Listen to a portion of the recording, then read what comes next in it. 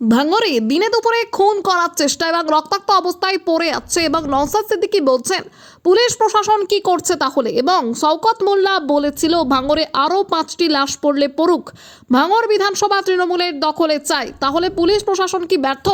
ভালোভাবে তদন্ত করলে ক্লিয়ার হয়ে যাবে কে বা কারা খুন করতে চাইছিল, বোঝা যাবে। আরও কি বলছেন নওশাদ সিদ্দিকী আপনাদের শোনাবো বিস্তারিত খবরে।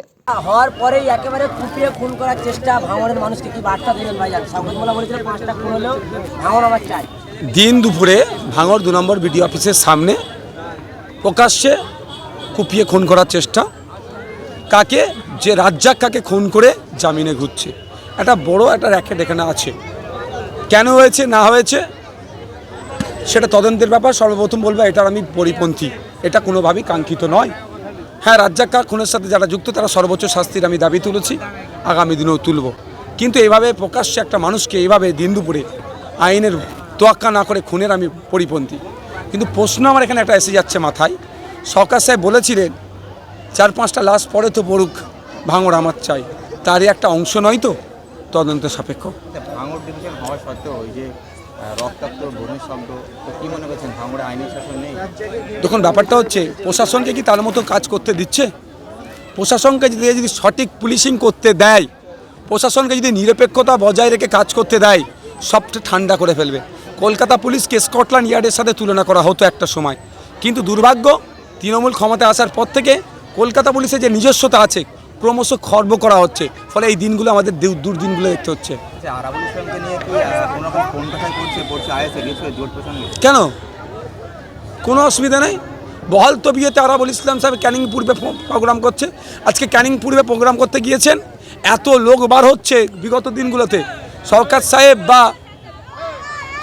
আরাবুল ইসলাম আছে প্রোগ্রাম করতে গিয়েছিল, শওকত সাহেবের লোকেরা মাইকিং করে লোককে বলেছে বাড়ি থেকে বার হতে দেবে না, বাজার দোকান বন্ধ করে দিয়েছে।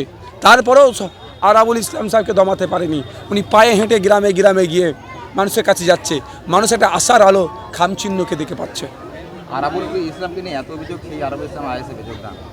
বলুন, প্রশ্নটা কি আপনার? সেসব সবাই জানে। আইএসএফে আবার আরাবুল ইসলামকে নিয়ে হ্যাঁ, তা আইএসএফ তো অনেক, কথা বলেন। হ্যাঁ অবশ্যই প্রেস করেছি আমরা এই বিষয়ে। অলরেডি আমরা বলে দিয়েছি কেন নেওয়া হয়েছে না নেওয়া হয়েছে, কাদের সাথে পরামর্শ করে কাদের সাথে কনসার্ন করে নেওয়া আছে সেটা বলা হয়েছে। ভাঙড়ের বিধায়ক ছিলেন এবং ভাঙড়ে ফের প্রার্থী হলেন, ভাঙড়ের মানুষের জন্য কি নিরাপত্তার জন্য কি দাবি রাখছেন?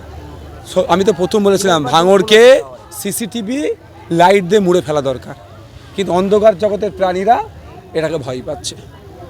দিনের পর দিন থানা বাড়ছে, ভাঙড়ের মানুষ কি সুরক্ষা হবে? আমি চাই পাড়ায় পাড়ায় থানা করতে, আমার কোনো অসুবিধা নেই, কিন্তু পুলিশকে পুলিশের কাজ করতে হবে। জুনি কমিটির সমর্থিত সিপিআইএমএল থেকে মির্জা হাসান প্রার্থী হচ্ছেন। আমি একটা কথা বলি, 2021 সালে মির্জাদা এখানে জমি জীবিকা বাস্তুতন্ত্র রক্ষা কমিটির পক্ষ থেকে দাঁড়িয়েছিলেন, আমাদেরকে সমর্থন তিনি দেননি। 2024 লোকসভাতেও খামচিহ্নকে সমর্থন দিইনি। এই নির্বাচনে তারা তাদের স্বতন্ত্রতা বজায় রেখে রাজনীতি করছে, যে কেউ করতে পারে, এতে আমার কোনো অভিযোগ তার কাছে নেই। তবে এতটুকুই যে নটোরিয়াস ক্রিমিনালের হাতে না কোনোভাবেই ভাঙড় চলে যায়, তাহলে মির্জা হাসানদা শুধু নয়, ভাঙড়ের প্রত্যেকটা মানুষই কিন্তু ক্ষতিগ্রস্ত হবে। নাম বাদ করেছে ট্রাইব্যুনালে আইএসএফ, আমি তো বলছি ভাঙড়ের 13টা অঞ্চলে যায়, 13টা অঞ্চলে 13টা অ্যাডভোকেট আমি রেডি করে ফেলেছি।